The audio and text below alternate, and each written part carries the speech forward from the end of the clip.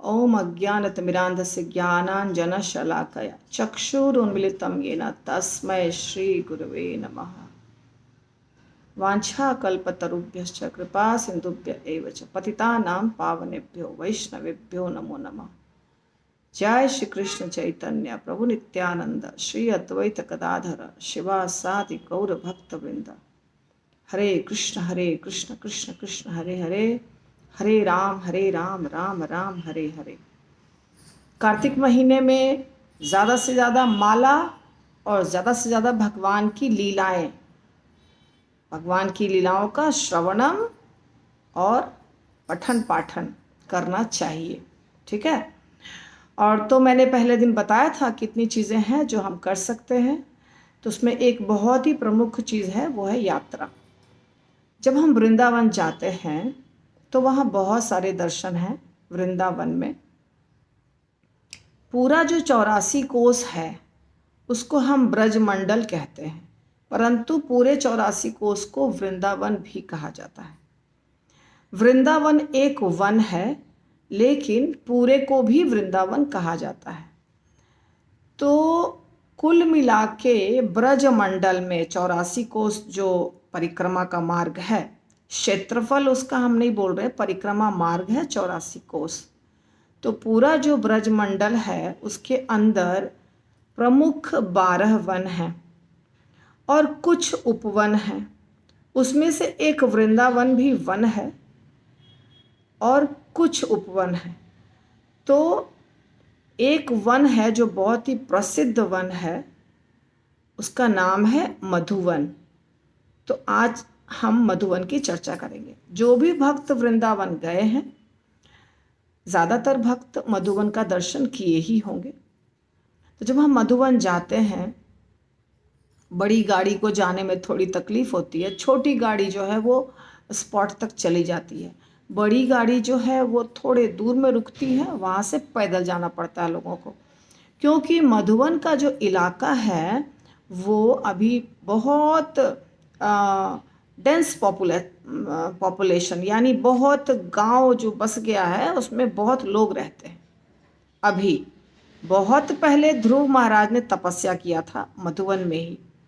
तो मधुवन में बहुत सारी लीलाएं हुई हैं। कुछ लीलाएं हम अभी देखेंगे छोटे में, शॉर्ट में। तो वो जो गांव है उसका नाम है महोली। मधुवन का जो गांव है, मधुवन पहले था ना, पहले जब वो भगवान की लीला हुई थी तो उसको मधुवन कहा जाता था। मधुवन जो पूरा है, मधुवन अभी वन नहीं है, लेकिन जो पूरा एरिया है उसकी 5 किलोमीटर की परिक्रमा है। तो उस गांव का जो वहाँ गांव बसा हुआ है उसका नाम है महोली। ठीक है। और वहाँ पे दो बहुत ही प्रमुख स्थान है दर्शनीय। एक है कृष्ण कुंड और एक है ध्रुव टीला। तो ध्रुव टीला पर हम पिछली बार भी गए थे, वहाँ हमने प्रवचन भी किया था। तो अक्सर हम मधुवन जाते ही हैं। तो मधुवन वो स्थान है जहाँ पर पहले बहुत जंगल था, और जंगल के साथ साथ जंगल में जो रहते हैं जानवर इत्यादि वो भी थे। जिस समय ध्रुव महाराज वहाँ तपस्या किए थे उस समय बहुत घना जंगल था। अब थोड़े से वृक्ष हैं, अब ज़्यादा जंगल नहीं है, अब तो गांव बसा हुआ है। यही वो स्थान है जहाँ पर नारद मुनि ने ध्रुव महाराज को ओम नमो भगवते वासुदेवाय का मंत्र दिया था। और ध्रुव महाराज 6 महीना तक तपस्या किए थे। एक स्थान पर बैठ करके उनको भगवान की प्राप्ति हुई थी, दर्शन हुआ था। ये लीला आपको श्रीमद् भागवतम में मिलता है। तो जो टीला है उसको हम कहते हैं ध्रुव टीला, जहाँ पर वो बैठ करके तपस्या किए थे। तो वो बहुत बड़ी लीला है जो आपको श्रीमद् भागवतम में मिल जाएगी। अभी हम देखेंगे मधुवन का नाम मधुवन क्यों पड़ा। तो एक मधु नामक दैत्य था, उसका वध यहाँ हुआ था मधुवन में। ठीक है। मधुवन में सत्ययुग में भी भगवान आए थे, त्रेता में भी, द्वापर में भी, कलयुग में भी। कलयुग में चैतन्य महाप्रभु आए थे मधुवन, क्योंकि चैतन्य महाप्रभु ने ब्रजमंडल की परिक्रमा की थी, तो मधुवन भी आए थे।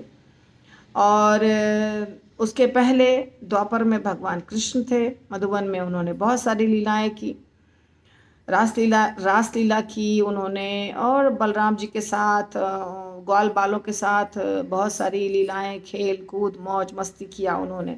तो द्वापर में कृष्ण भी आए थे। त्रेता में भगवान राम के भाई शत्रुघ्न आए थे वहाँ, और शत्रुघ्न ने पूरा राज्य किया था इस इलाका में। मथुरा के राजा थे शत्रुघ्न।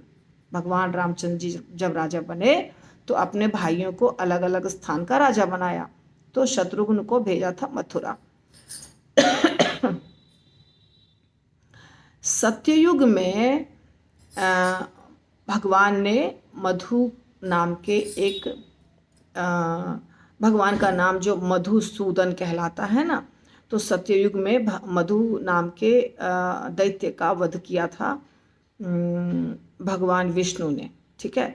और पृश्निगर्भ जो है, पृश्निगर्भ भगवान का एक अवतार है, वो भी सत्ययुग में आए थे इस स्थान पर। कहते हैं कि पृश्निगर्भ ने ध्रुव महाराज को दर्शन दिया था। ऐसे तो परमात्मा ने दर्शन दिया था, पर आशीर्वाद दिया था, ऐसा कहते हैं। पता नहीं कितना सत्य है, अलग अलग पुराणों में अलग अलग कथा रहती है। तो इस प्रकार मधुवन जो स्थान है बहुत पवित्र स्थान है, और वहाँ पे अनेकों लीलाएं हुई हैं। स्कंद पुराण में बताया गया है कि मधुवन का नाम इसीलिए मधुवन पड़ा क्योंकि भगवान विष्णु ने मधु नामक दैत्य का वध किया था इसी स्थान पर, मधुवन में। तो उसी के कारण भगवान का नाम मधुसूदन हुआ, और उस स्थान का नाम हो गया मधुवन।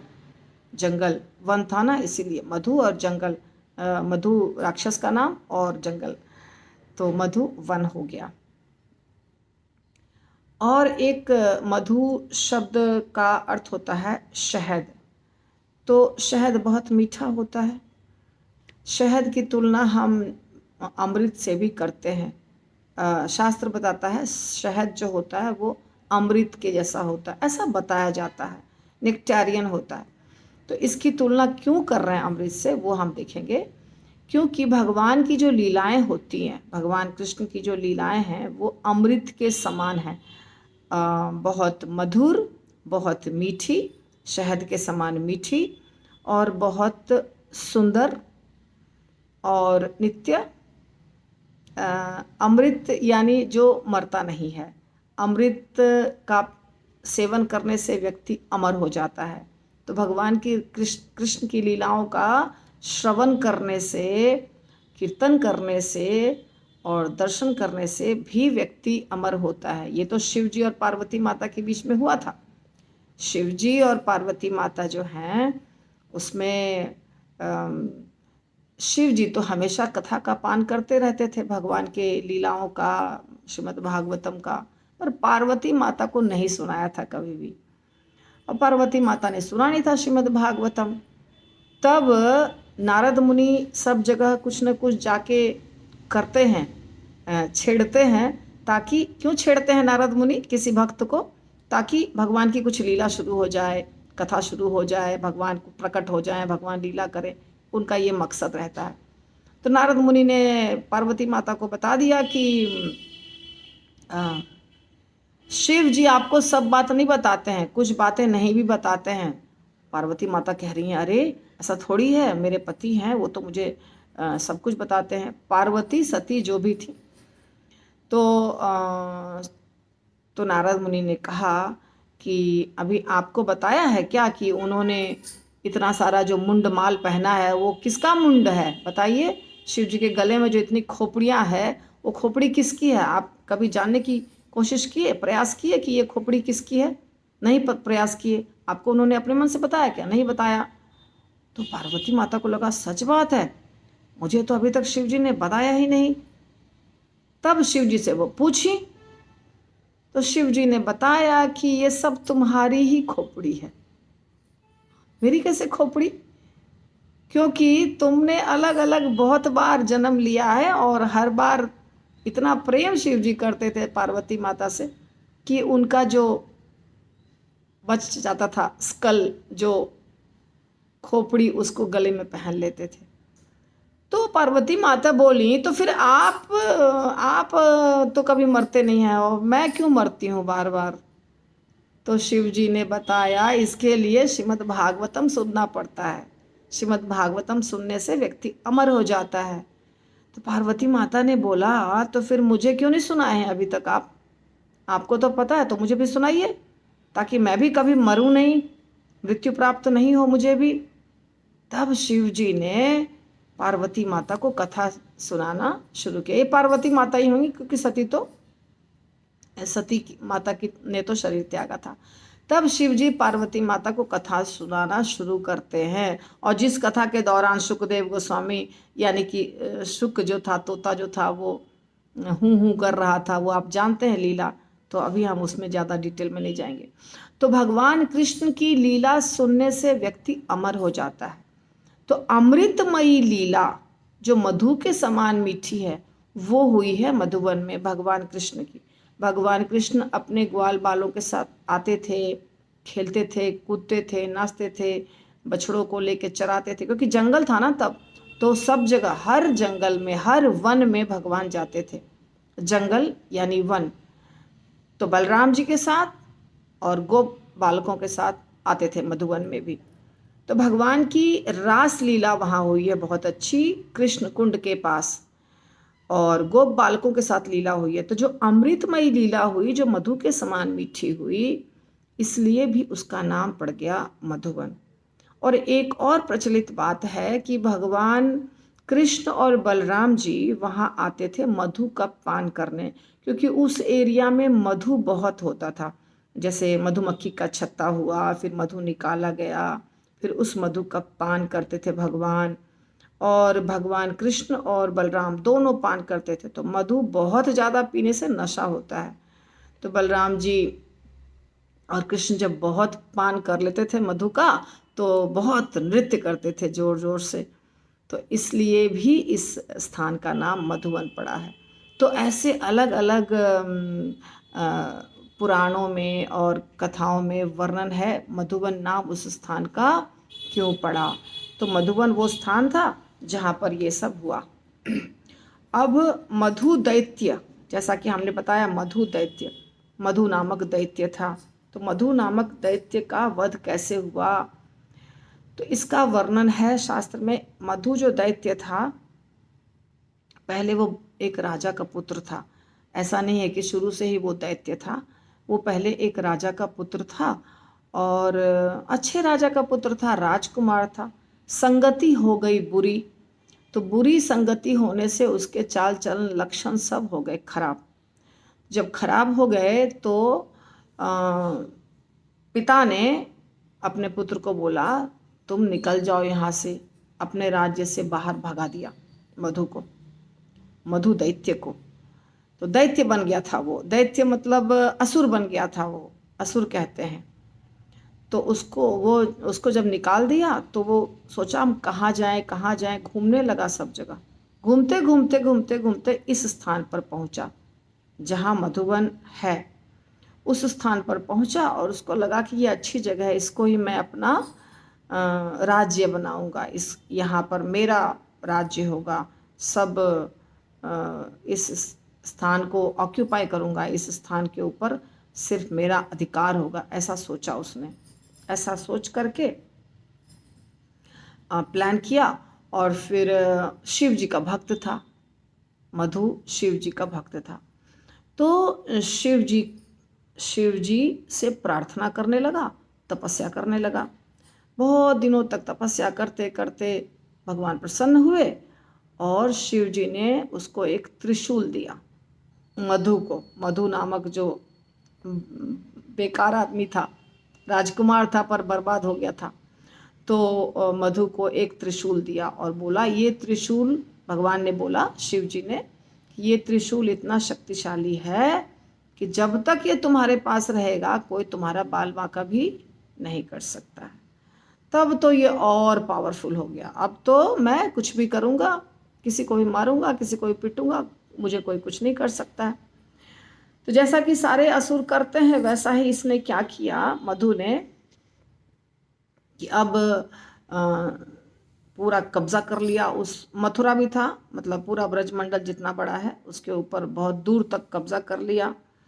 और सब उससे डरने लग गए, उसके शक्ति के कारण सब डरने लग गए। जितने भी ऋषि मुनि तपस्या कर रहे थे, जो भी वहाँ रहते थे लोग तो सब जगह थोड़े बहुत रहते हैं, जंगल भी हो तो भी कुछ तो रहते हैं, उन सबको परेशान करने लगा। और ऋषि मुनि जो तपस्या कर रहे थे उनके तपस्या में बाधा देने लगा, पूजा पाठ हर चीज़ बंद करा दिया। ऐसा वो टॉर्चर किया, सबको परेशान किया। और विवाह किससे किया? विवाह किया रावण की बहन से। मधु नामक दैत्य ने विवाह किया रावण की बहन से। और रावण की बहन से जब विवाह किया तब तो रावण की सेना भी सपोर्ट करने लग गई इसको, क्योंकि अब तो ये रावण का जीजाजी हो गया। तो रावण तो पहले से ही था बदमाश, उसके पास तो बहुत बड़ी सेना थी, और रावण हो गया इसका एकदम सगा रिश्तेदार, तो ये और शक्तिशाली हो गया। फिर इसको एक पुत्र हुआ, वो भी असुर होगा, मतलब असुर का पुत्र था, तो उसका नाम था लवण, लेकिन उसको लवणासुर कहते हैं क्योंकि उसके भी कार्य सब असुर वाले थे। तो लवणासुर नामक एक बच्चा पैदा हुआ रावण की बहन से। तो रावण की बहन हो गई लवणासुर की माता, और मधु दैत्य हो गया लवणासुर का पिता। पर भगवान विष्णु ने मधु का वध किया।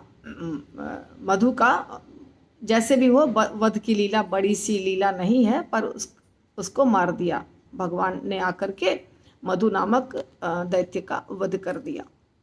तो जब मधु का वध हो गया तो जो त्रिशूल था वो आ गया लवणासुर के पास। ठीक है, अब वो त्रिशूल लवणासुर के पास आ गया। अब लवणासुर हो गया शक्तिशाली। इधर अब त्रेता युग आ चुका है। ठीक है, ये लीला हो गई। इसके बाद रामचंद्र जी का राज्य हो गया। रावण क्या किया? रावण के पास, रावण एक बार इंद्र के साथ, वो तो इंद्र के साथ सबके साथ लड़ाई करता ही था, तो इंद्र के साथ लड़ाई किया। और इंद्र के पास आदि वराह भगवान की मूर्ति थी जिसकी वो पूजा वगैरह करते थे देवतागण, तो उससे वो छीन लिया, इंद्र से ले लिया। और लंका में आदि वराह मूर्ति को रखा हुआ था रावण। कुछ फायदा होता होगा इसलिए असुर भी ये सब कार्य करते हैं, भक्त तो था नहीं वो, पर रखा था लंका में आदि वराह मूर्ति को। तब रामचंद्र जी जब राजा बने, रावण का वध वगैरह हो गया, रावण का वध कर दिया, रामचंद्र जी राजा बन गए। और रामचंद्र जी के जो 3 भाई, छोटे भाई थे, और रामचंद्र जी कुल मिला के 4, इनको चतुर्व्यूह का अवतार कहा जाता है। जो चतुर्व्यूह है ना, वासुदेव, संकर्षण, अनिरुद्ध और प्रद्युम्न, ये जो चतुर्व्यूह भगवान का विस्तार होता है, इसके अवतार हैं ये चारों भाई। तो ये चारों एक साथ प्रकट हुए, राम, लक्ष्मण, भरत और शत्रुघ्न। रामचंद्र जी राजा बन गए। रामचंद्र जी को सब कुछ पता चल गया, तो रामचंद्र जी से प्रार्थना किया भार्गव ऋषि ने और च्यवन मुनि ने। च्यवन मुनि का नाम आपने सुना होगा, भार्गव का भी नाम सुना होगा। उन लोगों ने प्रार्थना किया कि इधर बहुत परेशान कर रहे हैं ये, इस स्थान पर, मधुवन नामक स्थान पर बहुत परेशानी हो रही है। तब रामचंद्र जी ने शत्रुघ्न को भेजा। शत्रुघ्न को पहले क्या किया, रामचंद्र जी अयोध्या में शत्रुघ्न का राज्याभिषेक कर दिए, उनको मुकुट वगैरह पहना दिए और बोले तुम राजा बन गए। कहाँ के? मथुरा प्रदेश के तुम राजा बन गए, अब तुम सिर्फ जाओ और वहाँ राज्य करो। अच्छे से पूरा सब जो विधि विधान था वो कर दिया और राजा बनाकर भेजा। लेकिन वहाँ पे राजा बनाकर भेजने से कुछ नहीं होगा, वहाँ कोई राज्य बना हुआ नहीं था, वहाँ तो लवणासुर का राज्य चल रहा था। और लवणासुर ने मानधाता का भी वध किया था। मानधाता एक राजा थे जो जिसका वर्णन श्रीमद् भागवतम में आता है। तो मानधाता का भी त्रिशूल से ही वध किया था। वो जो त्रिशूल अपने पिता से लिया था, वो मधु नामक दैत्य से, उसी त्रिशूल से मानधाता का भी वध किया। तो भगवान राम को तो सब कुछ पता था। तब भगवान ने शत्रुघ्न को भेजा, समझा कि ये कर सकते हैं, शत्रुघ्न कर सकते हैं वो सब कुछ, तो भेजा। और शत्रुघ्न का राज्याभिषेक वशिष्ठ मुनि के द्वारा करवा दिया। तो वशिष्ठ मुनि ने राज्याभिषेक कर दिया, शत्रुघ्न को इस एरिया में भेज दिया। साथ में उनको एक तीर दिया, रामचंद्र जी ने तीर दिया। ये तीर जो है, ये तीर से तुम वध कर पाओगे लवनासुर का। कहते हैं वो जो तीर था, उसी तीर से भगवान ने वध किया था मधुकैटभ का। अब मधुकैटभ ये मधु नहीं है, मधुकैटभ संघारे सुरभयहीन करे, ये जो मधुकैटभ वो असुर थे जो वेद चुराने आए थे, जैसा मुझे लग रहा है। तो मधुकैटभ का वध किया था इस। अब देखिए, कभी कभी आपको ऐसा भी दिखाई देगा कि इस लीला में तो अलग तरीके से मधुकैटभ का वध हुआ है, इस लीला में अलग तरीके से। ये इसलिए होता है क्योंकि अलग अलग पुराण हैं और अलग अलग युग की कथाएं होती हैं, तो थोड़ा सा कथा एक ही कथा में 3-4 प्रकार हो जाता है, इसलिए सब सही है, कोई गलत नहीं। तो ये वो तीर था, ठीक है, भगवान विष्णु का तीर। तो वो तीर रामचंद्र जी ने शत्रुघ्न को दिया और बोला कि जाओ और तुम अपना राज्य स्थापित करो। तो रामचंद्र जी और उनके 3 भाई चतुर्व्यूह थे, चतुर्व्यूह में से ही चारों थे। और साथ साथ में आदिवराह की मूर्ति, जब लंका के ऊपर विजय प्राप्त कर लिया तो आदिवराह की मूर्ति को भगवान राम ले आए वहां से, क्योंकि आदिवराह की मूर्ति जो है ना, वो मथुरा के अधिष्ठाता देवता है आदिवराह। और अभी भी आदिवराह का दर्शन है, हमने किया है दर्शन। आदिवराह जो है ना, मथुरा में अभी भी स्थापित है। द्वारकाधीश का मंदिर है ना, उसके पीछे पीछे गलियों से जाना पड़ता है तो दर्शन मिलता है हमको। एक मंदिर है छोटा सा, वहाँ पे आदिवराह का विग्रह है। तो ये वही आदिवराह जी हैं जो इंद्र के पास था, इंद्र से रावण ने ले लिया, लंका लेके चला गया, और फिर रावण के ऊपर जब विजय प्राप्त किया तो भगवान राम लंका से लेकर आ गए अयोध्या, और बाद में शत्रुघ्न को वो आदिवराह दिए और बोले तुम जाओ। तब शत्रुघ्न यहाँ आया, और ये वर्णन जो है ना, आदिवराह मथुरा के अधिष्ठाता देव हैं, ये पद्म पुराण में लिखा हुआ है। तो शत्रुघ्न आया लवनासुर के पास। लवनासुर बहुत शक्तिशाली था, जो मधु का बेटा था, और त्रिशूल भी था उसके पास, तो और भी ज़्यादा था कि मुझे तो कोई कुछ नहीं कर सकता। उसने नीचे एक गुफा था, मिट्टी के नीचे एक गुफा था बहुत बड़ा सा, उसके अंदर अपना महल बना के रखा था। उसके अंदर सारी सामग्री, साज सामग्री, उसका सब ऐश्वर्य था उसके अंदर। और एक दिन शत्रुघ्न बहुत होशियार थे, इंटेलिजेंट थे, तो वो सोचे थे ताक में कि कब मारें इसको, कब इसको मारें, कैसे ये मारा जाएगा, छुप छुप करके। तब एक दिन लवनासुर अपना त्रिशूल ले जाना भूल गया, या पता नहीं क्या था, वो नहीं ले गया त्रिशूल, और जंगल चला गया शिकार करने। शिकार भी करता था क्योंकि वो दैत्य था, तो उसको तो उन लोगों को यही सब अच्छा लगता। तो शिकार करने गया और त्रिशूल नहीं लेकर गया। तब शत्रुघ्न ने पूरा जो उसका एरिया था, उसका जो साम्राज्य था, जो नीचे धरती के नीचे बना हुआ था गुफा में, उस साम्राज्य को चारों तरफ से शत्रुघ्न ने घेर लिया अपने सैनिकों के द्वारा। पूरा घेर करके खड़े हो गए। बहुत देर इंतजार किए। अब लवनासुर अंदर आ नहीं सकता था क्योंकि पूरी सैनिक है, और लवनासुर के पास त्रिशूल है नहीं। लवनासुर को देखा, थोड़े मतलब काफी इंतजार करने के बाद शत्रुघ्न देख रहे हैं कि एक बहुत विशाल सा व्यक्ति आ रहा है। इतना विशाल था कि उसने 2 शेर को मारा था, जो दोनों शेर उसके कांख के नीचे दबे हुए थे। एक बेबी एलिफेंट, छोटा हाथी, उसको मारा था, वो भी एक कांख के नीचे दबा हुआ था। उसके बाद सांप को मारा था, सांप भी था उसके बॉडी पे ही, कहीं गले पर या कहीं था।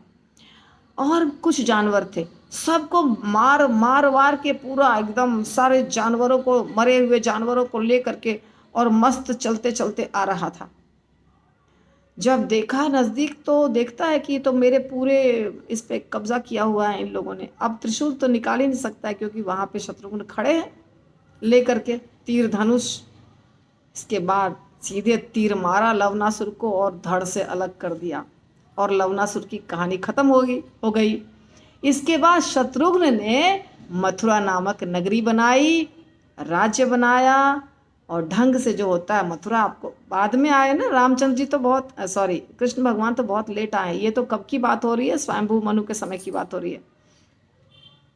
तब शत्रुघ्न ने मथुरा नामक नगरी बनाई और राज्य किया, शासन किया मथुरा पर। बहुत सालों तक शत्रुघ्न ने शासन किया और आदि वराह भगवान को शत्रुघ्न ने स्थापित किया जो मथुरा के अधिष्ठाता देव कहलाते हैं। तो इस प्रकार मधुवन की लीला हुई।